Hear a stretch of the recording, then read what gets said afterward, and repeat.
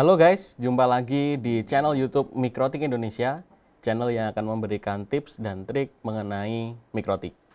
Kali ini saya akan membahas mengenai OpenVPN, dan mungkin ini adalah video terakhir dari seri VPN di channel YouTube Mikrotik Indonesia. Tapi kalau misalnya teman-teman masih punya ide topik apa tentang VPN yang akan kita bahas, silahkan nanti komen di bawah. Kemudian jangan lupa subscribe dan klik tombol lonceng agar teman-teman mendapatkan update video terbaru dari kami.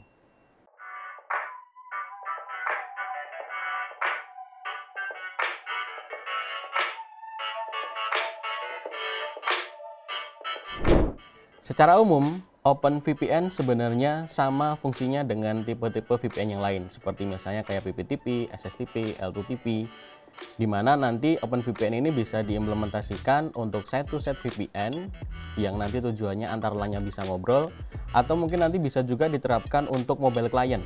Biasanya dipakai kalau misalnya memang kita sedang di luar, sedang tidak di kantor, tapi membutuhkan akses untuk server yang ada di LAN. Nah, tapi OpenVPN ini nanti menawarkan security yang lebih lengkap, security yang lebih banyak, sehingga kita memungkinkan untuk membuat sebuah koneksi yang lebih aman daripada jenis-jenis VPN yang lainnya. Nah, langsung saja nanti di sini akan saya coba dua skenario di mana nanti ada site-to-site VPN, ya, seolah-olah ini sudah ada dua kantor yang memang sudah jauh jaraknya. Kemudian nanti ada satu lagi adalah yang mobile client, di mana nanti akan saya coba kliennya adalah langsung menggunakan Windows. Tapi sedikit berbeda dengan VPN yang lain, kalau misalnya PPTP dan SSTP di Windows itu biasanya sudah ada bawaan fungsi PPTP kliennya. Akan tetapi untuk OpenVPN ini nanti saya harus menggunakan aplikasi pihak ketiga. Nah, lebih lengkapnya seperti apa? Kita akan coba yang pertama dulu, yaitu untuk site-to-site VPN. Nah, pertama saya sudah ada topologi, nanti akan simulasinya seperti topologi seperti ini, yang mana nanti ada kantor A dan juga kantor B yang saya pengen antar LAN-nya ini bisa ngobrol, antar LAN-nya nanti bisa berkomunikasi. Kemudian jenis VPN yang akan saya pakai adalah OpenVPN.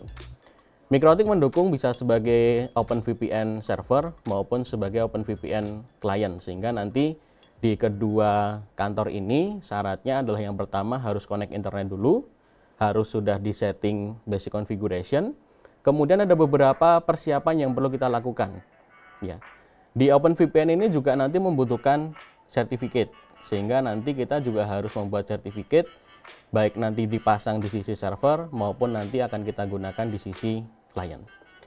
Oke, langsung saja saya akan coba pastikan dulu bahwa semuanya sudah connect ke internet, baik kantor A maupun kantor B. Kebetulan ini simulasinya saya ada di LAN kantor B. Ini pura-puranya adalah router gateway yang kantor B. Kemudian saya ada di jaringan lokalnya. Saya akan pastikan dulu bahwa router B sudah connect ke internet. Berarti saya harus buka Winbox-nya dulu. Kemudian saya coba connect ke router saya sendiri atau saya sebagai kantor B. Sebagai contoh seperti ini.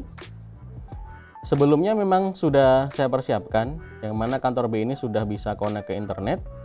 Kemudian jaringan lokalnya adalah IP-nya 172.168.1.x. 1.1 saya pasang di router sebagai gateway. Nanti untuk kliennya saya pasang bisa 1.2 atau mungkin di HCP. Oke, kemudian untuk yang kantor A. Kantor A IP-nya adalah IP publiknya ya. Itu adalah 192.168.128.102. Saya akan coba akses dari sini. Ya, 192.168.128.102.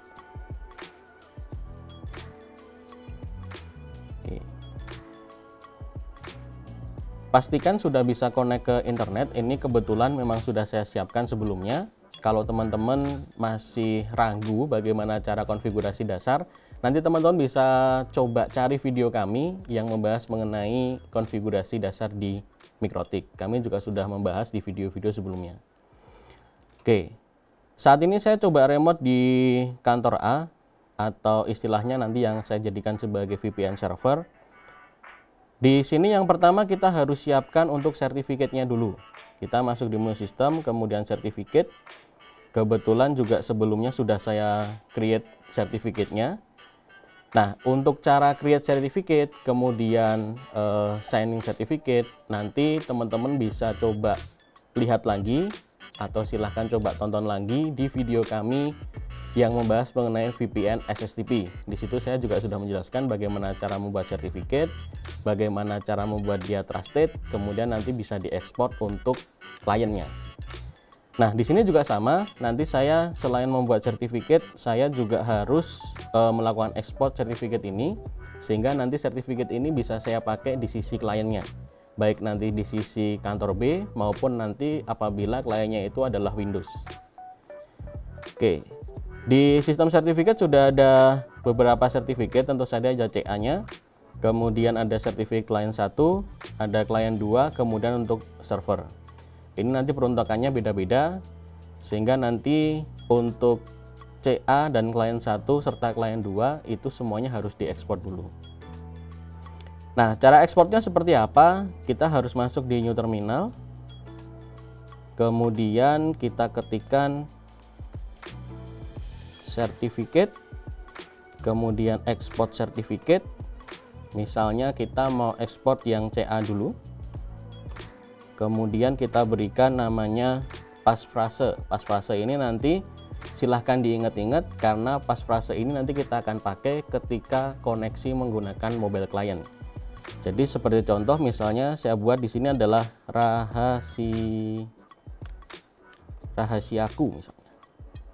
Nah, nanti silahkan diingat-ingat.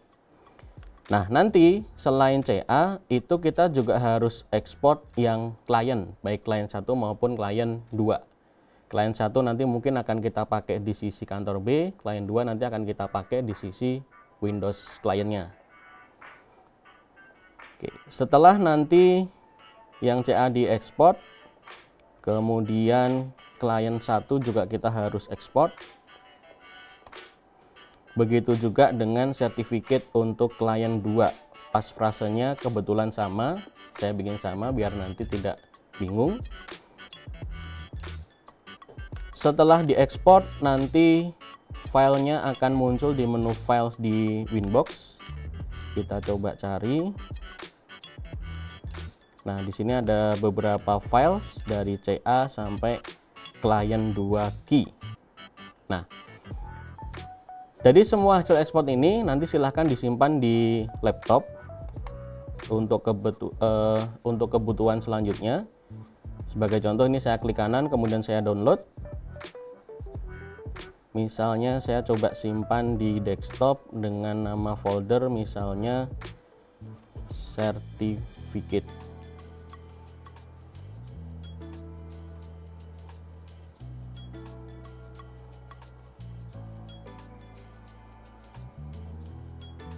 Oke. Nah, setelah itu kita simpan, kemudian nanti akan kita gunakan di sisi kliennya. Oke, kita akan coba lanjutkan dulu persiapan yang ada di VPN servernya. Jadi ini persiapannya sudah selesai. Sertifikat sudah dibuat, kemudian sudah diekspor juga. Nah, di sisi server kita perlu melakukan pengaturan VPN servernya. Kita masuk di menu PPP, kemudian masih di tab interface, nanti kita bisa masuk ke OVPN server. Nah, di tombol Open VPN Server ini kita bisa melihat bahwa ada beberapa pilihan, termasuk di sini sertifikat kita bisa arahkan agar menggunakan sertifikat yang sudah kita buat sebelumnya. Kemudian untuk autentikasi kita bisa memilih ada 2 ya di sini.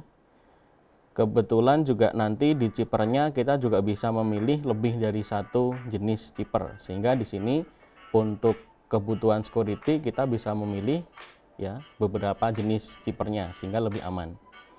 Kemudian untuk portnya defaultnya adalah 1194. Kebetulan di Mikrotik untuk saat ini support untuk OpenVPN dengan protokol TCP ya, dengan port 1194. Tapi ini bisa diganti kalau misalnya biasanya kalau TCP itu mungkin pakainya 443. Sebenarnya bisa kita ganti di sini di bagian portnya.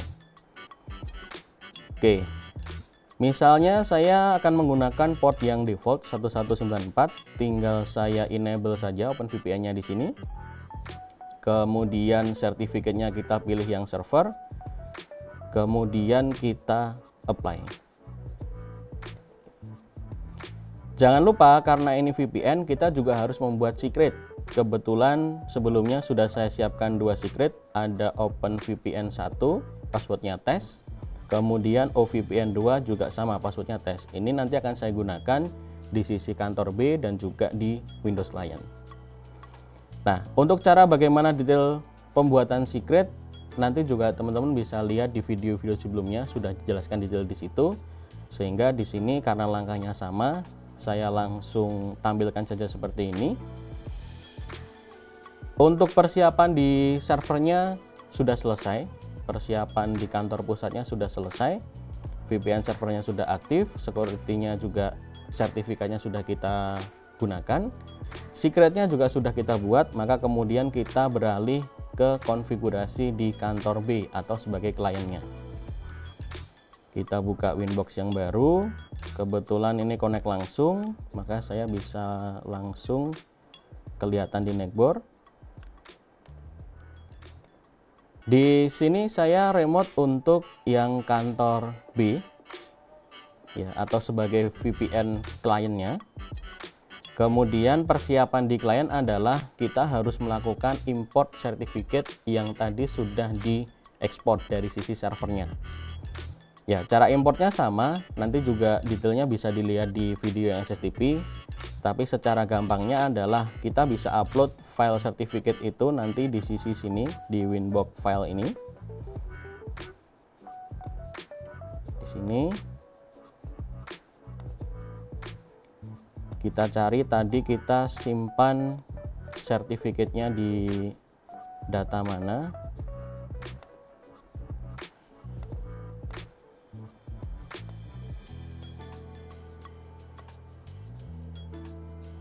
Misalnya tadi saya coba di desktop certificate.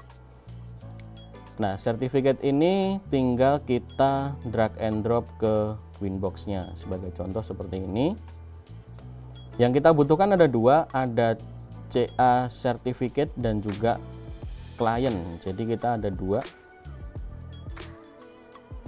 Totalnya ada 4 file, ada yang file certificate dan juga ada yang file key-nya. Itu 4-4-nya kita masukkan ke dalam menu file di Winbox. Nah, kalau sudah masuk seperti ini, tinggal nanti kita import ya. Kita masuk ke menu sistem, kemudian certificate. Kebetulan sebelumnya juga saya sudah melakukan import, sehingga nanti di sini sertifikat juga akan muncul ada 2 sertifikat. Ada CA, kemudian ada kliennya. Sebenarnya cara importnya gampang, tinggal kita klik import, kemudian kita cari file yang tadi kita sudah masukkan, seperti misalnya CA, kemudian passphrasenya jangan lupa tadi adalah rahasiaku misalnya. Kalau sertifikatnya sudah diimport, jangan lupa key-nya juga, sehingga nanti akan muncul di sini 2 CA, kemudian klien dengan flagnya adalah trusted ya. Kalau kedua sertifikat ini sudah ada, kemudian selanjutnya kita akan melakukan konfigurasi untuk VPN kliennya. Kita masuk ke menu PPP, kemudian di interface kita akan tambahkan baru interface namanya OpenVPN Client. Misalnya saya bikin OpenVPN kantor A misalnya namanya.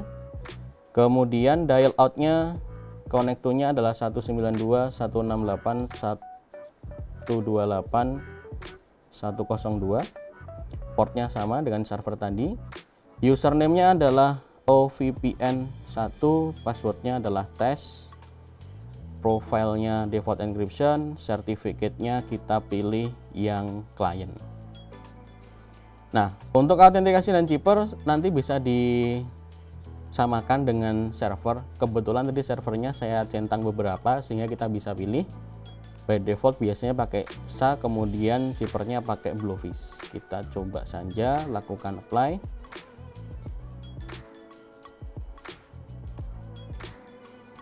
Kalau username dan password sudah sesuai, kemudian sertifikat juga sudah sesuai, artinya dikeluarkan oleh si server tadi sehingga bisa sinkron, maka nanti sudah ada huruf R-nya atau sudah running.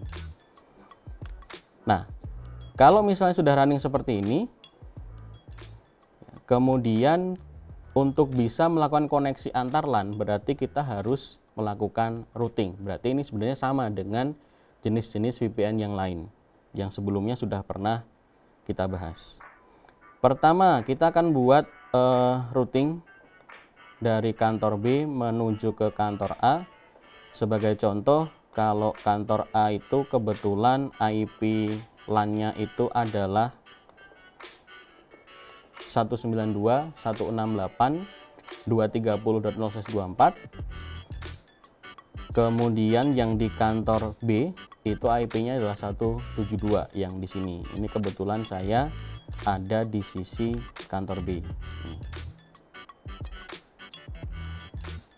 Kemudian untuk OpenVPN ini kebetulan dari secretnya server tadi saya mendapatkan IP 10.100.100.2. Kemudian di VPN servernya adalah 10.100.101, sehingga nanti saya bisa gunakan sebagai gateway untuk routing ke sana. Nah, untuk pembuatan IP rootnya seperti apa? Untuk pembuatan IP rootnya adalah kita masuk ke menu IP, kemudian routes, kemudian kita klik tanda plus. DST-nya adalah 192.168.230.0/24. Kemudian gateway-nya adalah 10.100.101, atau bisa juga kita isikan gateway-nya adalah interface OpenVPN ya, karena dia adalah VPN sehingga kita bisa menggunakan gateway itu interface. Oke, ini di sisi kantor B. Nah, di kantor A agar nanti antar LAN-nya juga bisa ngobrol, berarti kita juga harus membuat routing lagi di sisi kantor A. Kita coba remote di kantor A-nya, IP-nya 192.168.128.102.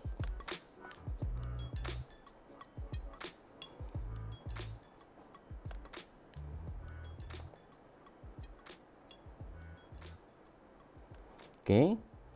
Nah, di sisi kantor A juga sama, nanti kita membuat routingnya, destination address-nya adalah LAN kantor B.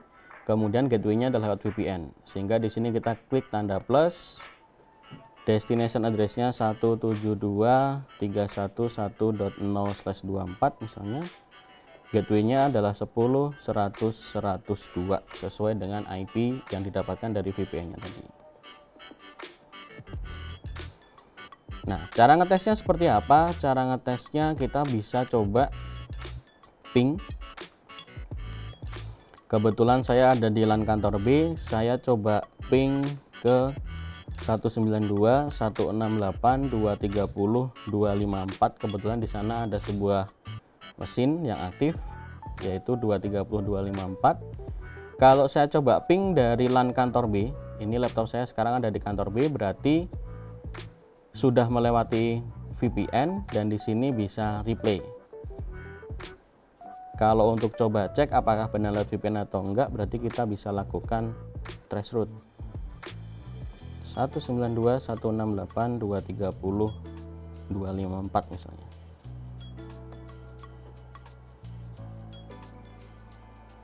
Nah, dia sudah melewati. Ini adalah gateway router saya sendiri atau gateway-nya kantor B. Ini adalah VPN, ini adalah kliennya atau PC yang ada di kantor B. Nah, dengan demikian nanti kita bisa memberikan akses, atau istilahnya misalnya di kantor A itu ada server yang memang kita harus akses, ada CCTV, ada resource apapun, kita sudah bisa melakukan akses baik dari kantor A ke B maupun sebaliknya. Oke, kita akan coba lihat sedikit perbedaan dari OpenVPN. Ini saya coba remote di kantor A.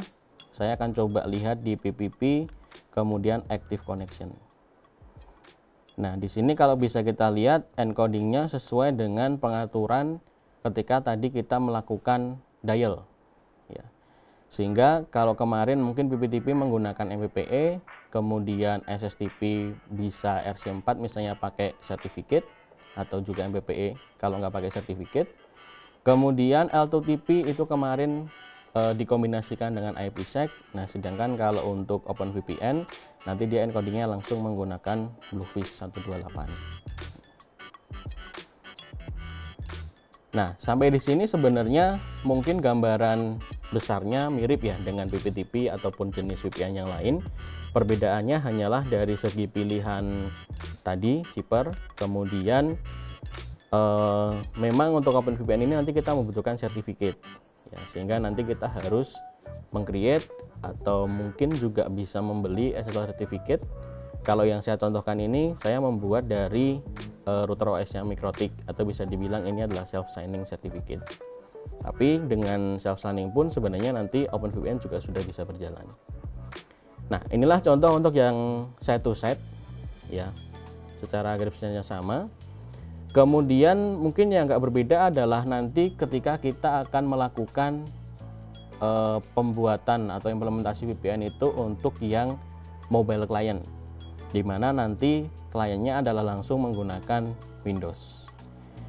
Nah, kita akan langsung coba saja. Secara topologinya sama ya, mungkin ini juga topologi yang Anda sering lihat ya di video-video sebelumnya. Memang sengaja kami menggunakan topologi yang sama agar nanti bisa digunakan untuk pembelajaran yang lebih detail gitu ya. Jadi sebenarnya secara topologi sama, skenario juga mungkin sama, hanya saja yang digunakan adalah tipe VPN-nya yang berbeda. Oke, nah untuk skenario yang kedua ini, dimana ini biasa dipakai kalau misalnya kita sedang di luar kantor untuk bisa akses resource yang ada di dalam LAN. Nah, kita bisa membuat VPN terlebih dahulu. Kebetulan tadi di kantor A atau di router A sudah saya buat servernya, sehingga nanti di sini kita tinggal melakukan konfigurasi di sisi klien. Untuk saat ini saya coba menggunakan operating system Windows. Nah, kita cek dulu di sisi server tadi, kebetulan ada dua secret. Secret pertama sudah digunakan, OVPN 1. Nanti akan saya coba untuk secret kedua, yaitu OVPN 2. Kita terapkan di Windows kliennya. Oke, karena di server sudah siap, selanjutnya kita akan coba lakukan persiapan di sisi Windows kliennya. Nah, di Windows itu kebetulan tidak ada bawaan untuk OpenVPN client. Mungkin hampir ya sebagian besar operating system ya, bukan hanya Windows, mungkin juga macOS ataupun Linux atau bahkan Android, itu juga belum ada bawaan OpenVPN clientnya. Sehingga di sini kita membutuhkan aplikasi pihak ketiga. Contohnya saya di sini sudah download, ada namanya OpenVPN. Nah, atau kalau di sini disebutnya adalah OpenVPN GUI gitu ya. Nah, OpenVPN ini nanti akan membantu kita untuk bisa terkoneksi ke OpenVPN server. Akan tetapi nanti bentuknya adalah kita bukan create interface baru seperti kalau misalnya kita bikin SSTP atau PPTP. Tapi di sini kita harus melakukan konfigurasi pengaturan untuk file config di dalam aplikasinya tersebut. Kita harus cari di dalam aplikasi tersebut ada file atau ada folder namanya config. Kalau di saya kebetulan aplikasi tersebut ada di direktori user, kemudian /mki, kemudian di sini bisa kita lihat ada OpenVPN. Nah, nanti di dalam folder config ini kita harus menyediakan beberapa file, termasuk yang pertama adalah CA certificate, kemudian client certificate beserta key-nya. Kemudian kita juga harus membuat config-nya, atau di sini kita membuat file dalam ekstensi .openvpn atau .ovpn. Kemudian yang terakhir adalah kita ada satu lagi file yang nanti itu berisi secret atau username dan password untuk bisa dial ke VPN servernya. Setelah kita masuk pada folder config di aplikasi OpenVPN, nanti di dalamnya sini kita harus melakukan penambahan beberapa file. Yang pertama adalah certificate. Certificate sebelumnya saya sudah ekspor dari server, kemudian saya simpan di desktop dengan folder certificate. Nah, yang kita butuhkan adalah CA certificate yang pertama, kemudian yang kedua adalah client certificate beserta key-nya. Dari sini kita coba copy, kita masukkan ke dalam folder config-nya OVPN atau OpenVPN.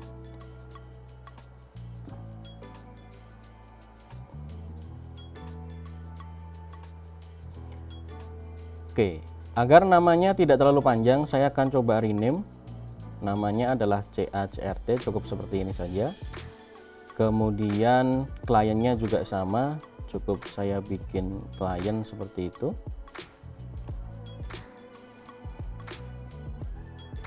Terakhir adalah key-nya, itu juga saya rename.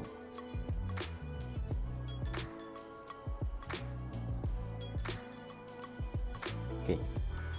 Nah, kemudian untuk menentukan kita itu DL kemana, kemudian portnya berapa, nanti kita membutuhkan sebuah file config dengan extension file .ovpn.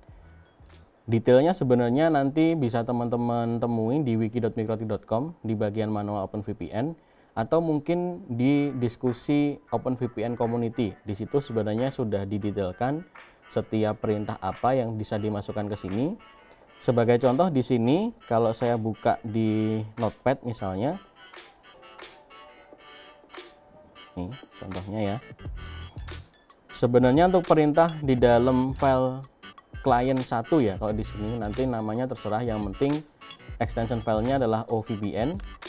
Itu adalah beberapa perintah ketika nanti kita jalankan aplikasinya, maka dia akan ngambil perintah-perintah yang akan ada di sini. Yang pertama di sini adalah template client OVPN, kemudian menggunakan tune. Jadi sebenarnya kalau OpenVPN ada tune, ada tab. Kemudian protokolnya, karena Mikrotik itu supportnya TCP, maka di sini menggunakan TCP. Yang tidak kalah pentingnya adalah remote. Ini adalah kita definisikan IP servernya berapa, kemudian portnya berapa. Selanjutnya di bagian bawah ini yang diberi komen route all traffic, ini adalah apabila nanti kita pengen default gateway-nya Windows itu langsung mengarah ke VPN-nya. Mungkin nanti modelnya biasa dipakai untuk redirect traffic misalnya, ketika mungkin kita kalau menggunakan akses di public area tidak bisa akses ke server mungkin salah satu di luar negeri gitu ya. Kemudian kita redirect dulu traffic-nya ke kantor pusat. Kemudian yang bagian bawahnya lagi ini untuk menentukan klien dan juga CA certificate-nya. Ini nanti merujuk pada file certificate dan juga file key yang sudah kita masukkan di folder tadi. Jadi ini satu directory. Yang bagian bawah ini adalah untuk cheaper sekaligus authentication-nya. Kemudian untuk authentication kita menggunakan user password. Nanti user passwordnya itu akan mengambil di file yang bernama secret. Oke, setelah file client.ovpn sudah siap, maka nanti kita butuh satu file lagi, namanya adalah secret. Ini nanti akan dipanggil pada bagian bawah ini ya. Jadi authentication user passwordnya nanti dia akan memanggil sebuah file bernama secret, sehingga kita harus membuat satu file baru. Kita bisa buat di sini, isinya adalah username dan password yang nanti digunakan untuk dial ke arah server. Nah, sebenarnya kita menyimpan file ini seharusnya tanpa extension, tapi kita coba dulu simpan dengan txt. Kemudian di sini kita bisa coba rename.